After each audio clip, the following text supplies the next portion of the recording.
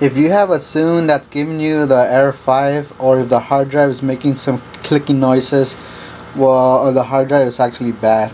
Because this one right here was making the clicking sound. And I thought it was the circuit board on the hard drive first. I switched it out for a known good one, and it still did not work, so it's the hard drive. And I put a hard drive I bought from Milan on this one, the one that had the error 5, and it's working now. And this one over here, I bought it because I wanted it for parts for my other one, and it turned out it works just fine.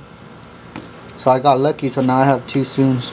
But yeah, if you have the error number 5, it's the hard drive, or if the hard drive's making some noises. And I'm gonna put some links down below to where to get a hard drive replacement. And then in like a week or so, I'm gonna show you how to convert the hard drive to a compact flash card or to an SD card, which would be way more reliable than the old hard drives these ones had. So yeah.